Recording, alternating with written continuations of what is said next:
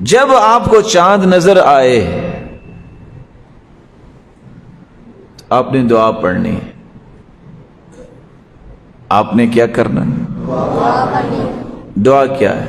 اللہم اہلہ علینا بالامن والایمان والسلامة والاسلام ربی وربک اللہ. اللہم اہلہ علینا بالامن والایمان. اللہ اس چاند کو تو نے نکالا ہے، یہ پورا مہینہ امن و امان کا پیغام لے کے یہ چاند آیا. سلامتی والاسلام، اللہ اسلام کی بلندی اور سلامتی کا پیغام یہ بنے. ربی وربک اللہ، الہ العالمین، تو نے یہ نعمت جو دی ہے اے چاند، تیرا رب اور میرا رب ایک اللہ ہے. ایک دوسرا کام بھی آپ نے کرنا ہے. جب چاند نظر آ جائے تو آپ نے تکبیریں کہنی ہے.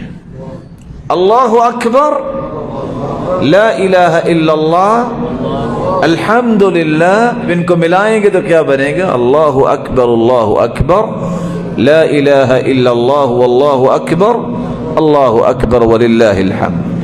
حدیث کے الفاظ ہیں، سلسلہ صحیحہ کی روایت ہے 1621. اتنی پیاری روایت ہے، یا سبحان اللہ. ما اہل محل قط الا بشر. جب بھی کسی نے لا الہ الا اللہ کہا ہے اسے بشارت ضرور ملی ہے. ولا کبر مکبر قط الا بشر.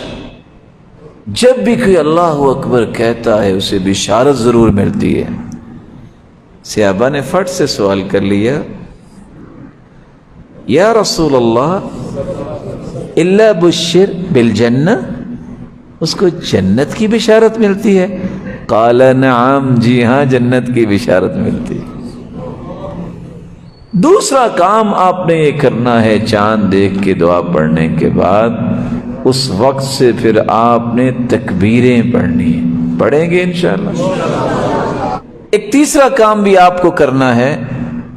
رسول اکرم صلی اللہ علیہ وسلم نے فرمایا جب تم میں سے کوئی چاند دیکھ لے، اذا رأیتم ہلال ذی الحجہ، جب ذی الحجہ کا چاند نظر آ جائے، واراد احدکم ان یضحی فلیمسک عن شعرہ وعن اظفارہ.